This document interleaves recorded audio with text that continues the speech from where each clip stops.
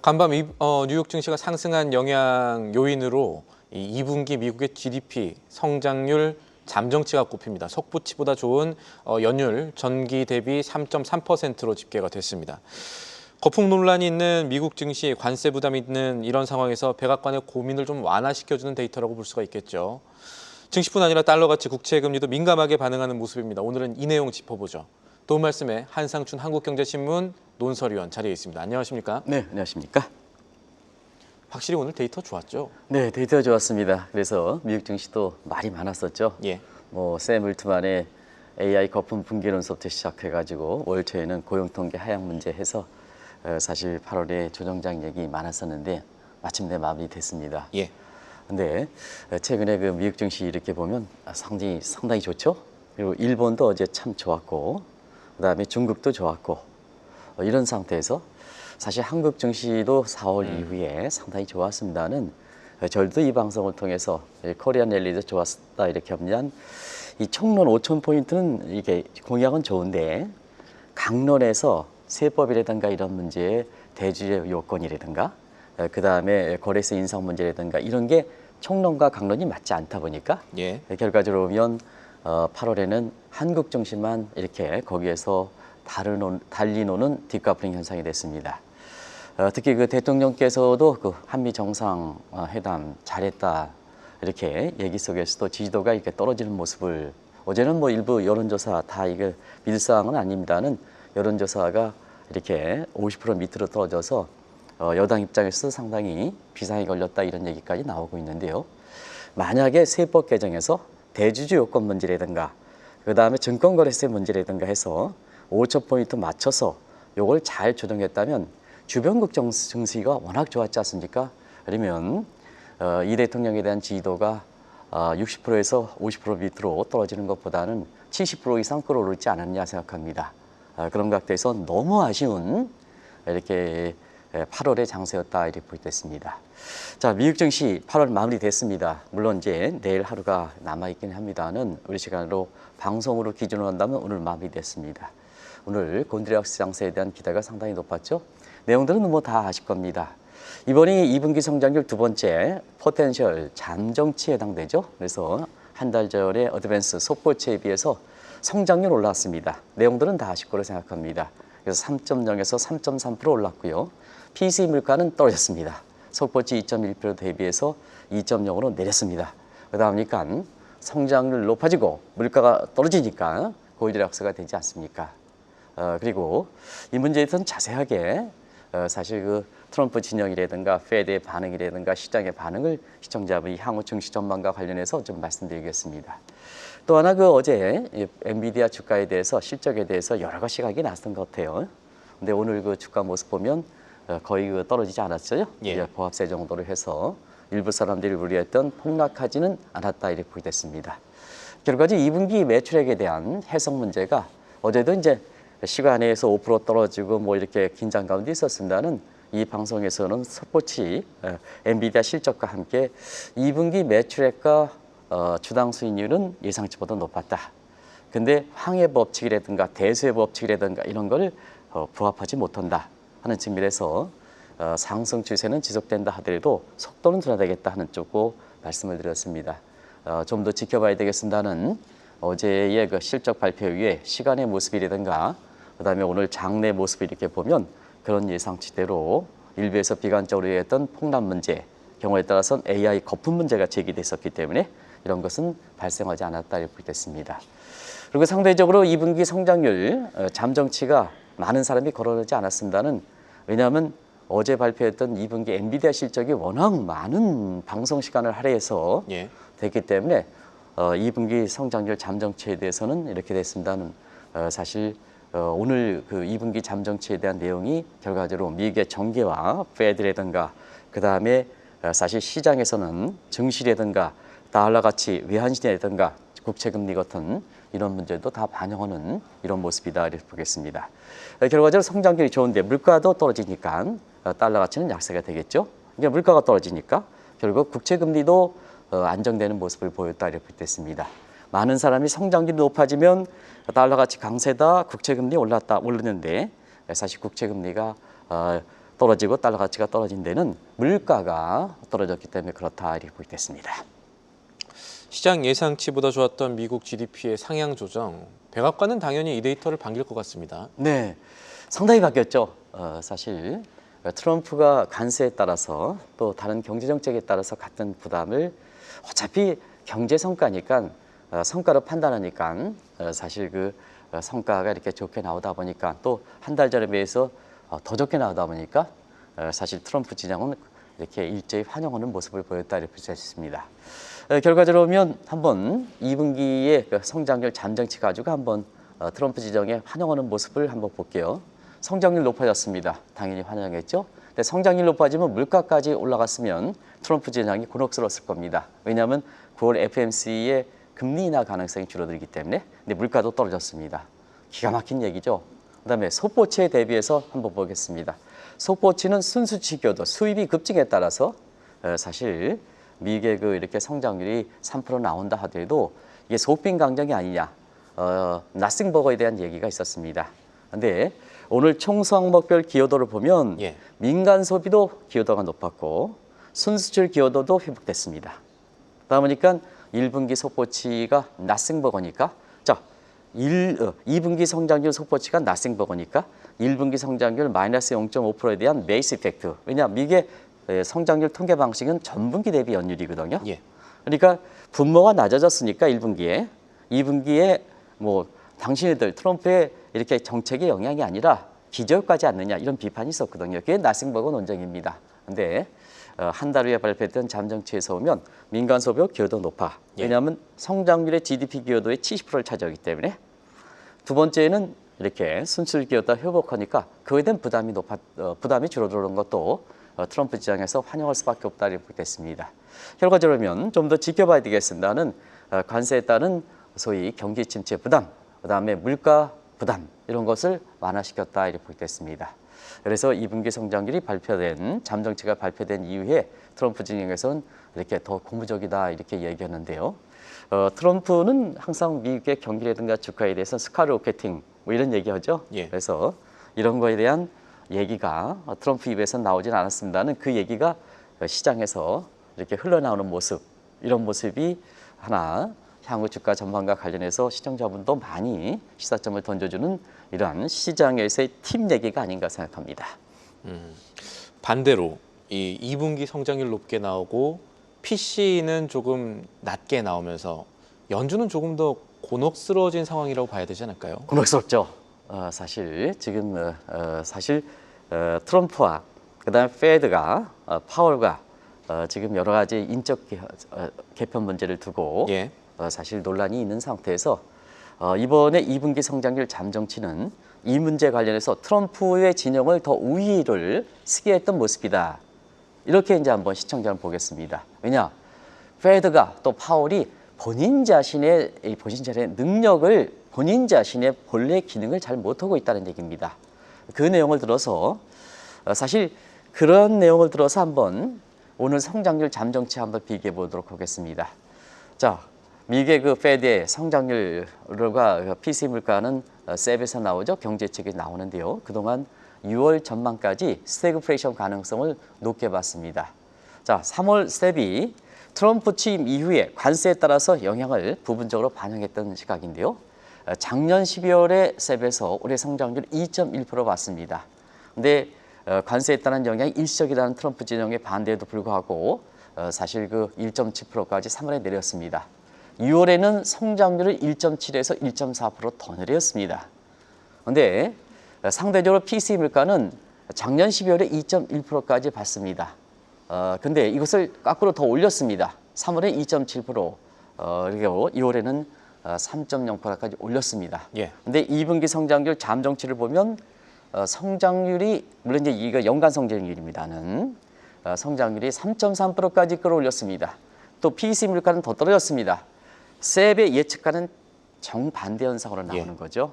그러다 보니까 자, 페드의 크기 사례든가 이런 것과 갈등이 있는 상태에서 트럼프 입장에서는 너희들이 잘못하니까 페드라든가 파월이 잘못하니까 이렇게 인적 개편을 할 수밖에 없지 않느냐 하는 시각의 논리가 될 수 있다 이렇게 보겠습니다. 그러면 자, 이렇게 2분기 성장률 3.3% 나온 걸 가지고 지금 이제 9월 중순에 나올 9월 셉에 대해서 개인적으로 한번 보도록 하겠습니다. 개인적으로는 6월, 7월, 8월 6월 달 셉에 반영되지 않았던 6월, 7월, 8월의 부가가치 통계, 이건 성장률이 되겠죠. PCE 물가 월별 지표 가지고 한번 따져보도록 하겠습니다. 자, 6월 셉에서는 올해 미국 경제 성장률이 1.4%인데요. 대부분 다 이것은 2%까지 끌어올릴 수 있는 가능성이 높습니다. 예. 왜냐하면 대부분 예측 기관들이 미국 경제 성장률 2.0% 끌어올린 상태거든요. 그렇기 때문에 뭐냐, 1.4%를 9월 셉에선 2% 근처까지 끌어올릴 것이다. 그러면 진짜 페드 입장에서는 오락가락하는 거죠. 성장률을 낮췄다가 또 올려야 되는데 3개월 만에 1.4%에서 2%까지 끌어올린다면 정말로 지금 창피한 얘기죠. 그다음에 PC 물가는 6월, 7월, 8월이 3% 이상 전부 벗어나지 않았습니다. 전부 2.6, 2.7%입니다. 그러면 6월, 7월에 PC 물가에 3%를 넘은 적이 한 번도 없었거든요. 그런 점을 감안해 볼 때, 자, PC 물가는 거꾸로 3.0에서 9월 셉에서는 떨어뜨리지 않겠느냐 이렇게 보고 있습니다. 그래서 수치 자체는 좀 다소 차이가 있겠습니다는 성장률은 1.4% 높이고 PC 물가는 3.에서 낮춘다. 그러면 자, 트럼프 입장에서는 너희들 뭐 하는 거냐? 내가 무리했느냐? 본업도 못하고 그러다 보니까 금리라는 변수를 국민 경제 입장에서는 가장 중요한데 가장 변수를 그렇게 올해 들어서 5개월 연속 동결해 왔으니까 미국의 전체 입장에서 국가 채무라든가 이런 측면에서 이자 부담을 더 증대시킨 거 아니냐 하는 쪽. 그다음에 금리가 이렇게 내리지 않고 하니까 결과적으로 부채가 많은 미 국민들의 고통을 더 심화시키는 거 아니냐 이런 쪽의 비판이 될 수밖에 없거든요. 그래서 트럼프 입장에서는 쿡과 관련돼서 사실 비판이 많은 것도 받는 것은 합니다는 책임론을 들어서 결과적으로 트럼프 진영이 우위에 설 수 있는 이런 쪽의 모습이 이렇게 현재에서 나타나고 있다 이렇게 볼 때 있습니다. 그런 것들이 미국 성장률이 예상보다 높게 나오면서 이제 파생되는 얘기인데 우리 성장률도 좀 올라갔으면 좋겠고요. 2분기 미국 성장률을 조금 더 자세히 얘기해 보자면요. 물론 1분기 역성장에 따른 기저효과라고도 볼 수가 있겠지만 한편에서 미국 정부가 관세 충격을 흡수하기 위한 노력이 효과를 보는 것이 아닌가라는 시각인데 이건 어떻게 보십니까? 네, 뉴노멀이죠 지금. 그런 반면에 왜 페드가 예측이 틀리고 그다음에 통화정책의 선제성인데 자꾸 뒤따라가느냐 하는 예. 측면은 페드라든가 그다음에 파월 인사 입장에서는 종전의 사고에서 벗어나지 못하고 있다. 그러면 종전의 사고를 실물과 금융 사이드에서 한번 보면 금융이 실물 경제를 이렇게 뒤따라가는 변수 입장에서 데이터 디펜던트하니까 결과적으로 경제 지표를 보고 무슨 물가 지표를 보고 통화 정책을 가져가겠다 하니까 항상 뭐냐 선제성이 아니라 뒤따라가게 되는 거죠. 예. 그리고 경기 대책이 재정 정책과 통화 정책만 있느냐? 사실 국가 채무가 높은 상태에서 지금 통화 정책의 입장에서도 이렇게 여건상으로 언착해서 그것만 고집한다면 왜 그것만 고집해가지고 이렇게 통화 정책을 치느냐 하는 입장입니다. 이런 과정에서 트럼프 진영은 금융의 실물보다 높다. 왜냐하면 시장에 참여하는 사람들이 매센트라든가 뭔가 그 금리를 생리를 잘 아는 사람이거든요. 학자는 좀 다르다는 얘기입니다. 예. 그러면 금융의 실물보다 앞선다. 그러면 금융을 조정하면 되지 않느냐 하는 측면에서 자, 너희들 금리 인하 안 해? 그러다 보니까 트럼프 베센트 입장에서는 금리를 낮추는 인하 합력과 함께 트럼프도 마찬가지죠. 재정정책 사이드에선 소위 이렇게 신축적인 긴축 완화 이렇게 그 양적 완화라 그러죠. 그래서 양적 완화 정책을 스텔스 QE를 추진한 상태에서 국채 금리를 많이 안정시킨 것도 사실 이번에 경제 성과가 예. 좋게 나온 배경이다 이렇게 재무부가 됐습니다. 움직여서 그렇습니다. 지금 경제 잘 된 거다. 네, 통화 정책보다는 재정 정책에서 예. 트럼프 관세에 따른 영향을 완충시켜서 그걸 뭐로 스텔스 QE로 완화시켰다 이렇게 보겠습니다. 그리고 트럼프 노믹스의 생리를 보게 해요. 트럼프 노믹스는 기업들 다 들어와라. 그래서 대미 투자 뭐 다 증대시키죠. 이게 리쇼링 얘기죠. 기업 입장에서는. 자금 다 들어와라. 리플러스죠. 그래서 그런 문제. 그다음에 자질이 갖춘 사람만 오라. 불법이면 나가라. 자질이 갖춘 학력이 높고 영어도 잘하고 고급 기술 있는 사람은 들어와라. 이게 브레인 리게인입니다. 그러면 기업도 자질 있는 기업만 들어와라. 그다음에 자본은 그렇고요. 그다음에 사실 브레인 인적 자본도 자질이 있는 사람만 들어와라. 결과적으로 이런 정책들이 보완되고 세 번째는 경기 대책은 전통적 통화 정책이 엇걸려 있을 땐 자, 주가 한번 띄워봐라. 주가를 띄우면 금융이 앞서 주가를 띄우면 어떠냐. 결과적으로 개인들의 사실 그 임금 소득이 어려운 상태에서 이 주가 소득이 올라가니까 결국 이 평균 소비인가 한계 소비가 임금 소득보다는 사실 주가 상승에 따라서 백화점 갈 확률이 높거든요. 쉽게 쓴다는 얘기입니다. 이 웰스 이펙트죠. 그러다 보니까 미국 경제가 사실 당초 예상과 달리 굉장히 경제 성장률이 높아지는 배경이 되고 있다 이렇게 보겠습니다.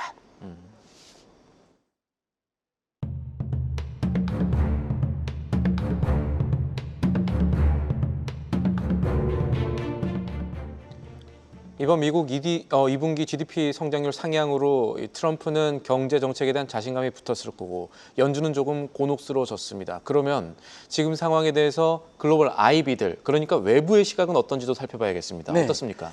본래 문제니까 또 미국 내에서는 트럼프와 파월 간의 싸움이니까 그러면 밖에서는 어떻게 볼 것이냐. 예. 이제 객관적 시각을 제시하는 거죠. 이 문제에 대해서는 상반기 실적, 트럼프 관세가 집중됐을 때 상반기 무역과 세계 경제 성장률, 그다음에 향후의 전망 이렇게 파악하면 되지 않냐 생각합니다.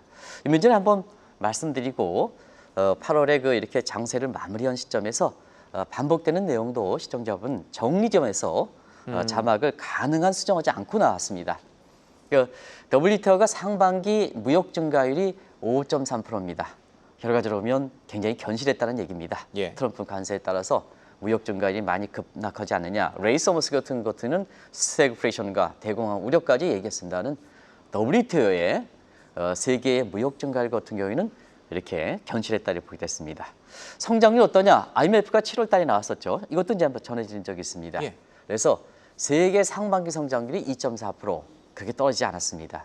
세계 경제 잠재 성장률이 신흥국, 개도국 합쳐서 2.5% 정도 되는데요. 거의 장기 추세를 맞춰졌다. 그러면 자연스럽게 트럼프 관세에 따라서 영향이 너무 과잉했다는 얘기입니다. 그러다 보니까 이번에 그 2분기 성장률 잠정치가 3.3%, 세계에서 미국의 GDP가 차지하는 게 21% 정도거든요. 이건 반영하지 않는 상태에서 사실 IMF가 하향 수정만 하던 미국 경제 성장률, 세계 경제 성장률을 7월 말에 상향 조정했습니다. 그 내용도 이렇게 전해드린 적이 있는데요. 올해 세계 경제 성장률은 4월달 전망치 2.8%에서 3.0% 올렸습니다. 미국 경제 성장률도 1.9%에서 2%를 올렸습니다. 결과적으로 보면 사실 그 상반기에 무역과 세계 경제 성장률이 트럼프 관세에 따라서 그렇게 크게 우려가 되지 않았다는 얘기고 그걸 바탕으로 해서 세계 경제 성장률과 그다음에 미국 경제 성장률을 상향 조정하는 모습으로 보였다 이렇게 됐습니다. 그러다 보니까 발빠른 글로벌 IB의 입장에서는 미국과 세계 경제 입장에서 일제히 이렇게 상향 조정하고 있는데요. 2분기 성장률 잠정치 3.3%가 굉장히 높게 나왔다 보니까 글로벌 인베스트벙크 입장에서는 그 상향 조정폭을 더 늘려나지 않겠나 생각합니다. 자, 그런 측면에서 9월 달에 셉에서는 어떻게 성장률이 나올까? 아까도 말씀드렸다시피 성장률은 분명히 올 겁니다. 예. 그래도 많이 올릴 겁니다. PC 물가는 어떻게 될 것이냐 하는 이 측면이 지금 2분기 성장률 잠정치가 나온 이후에 시장에서 관심사가 되고 있다 이렇게 보겠습니다. 네. 2분기 성장률 상향 조정과 맞물려서 거품 논쟁이 좀 있었던 미국 증시 8월에도 결국 견조한 모습을 보이면서 마무리될 텐데 시사하는 부분이 있을까요? 네, 사실 미국 증시와 관련해서 많은 설왕설래가 있었죠. 예. 그게 변곡점이 됐던 게 아마 4월달 2일 날 상호 관세가 있었던 시점이 아닌가 생각합니다. 그때 이제 많은 사람들은 상호 관세에 따라서 결과적으로 보면 중국 주식을 추천하는 시각이 많고 특히 BYD 추천하는 시각이 많았습니다. 맞습니다. 그런데 자, 상호 관세 부과까지 많이 떨어졌으니까 리플 이펙트니까 회복도 빠르다. 회복도 빠르다. 왜냐하면 조정하는 것은 초기의 문제에서 완화 쪽으로 조정하니까 상호관세 부과까지 또 많이 떨어졌던 부분이 회복한다면 펀더멘털이 문제 없다면 빠르게 회복되는 거죠. 그래서 이 방송을 통해서는 중국의 BYD라든가 이런 쪽에 미는 시각에서 오히려 미국 쪽이 주가가 빠르다 하는 쪽도 말씀을 드렸습니다.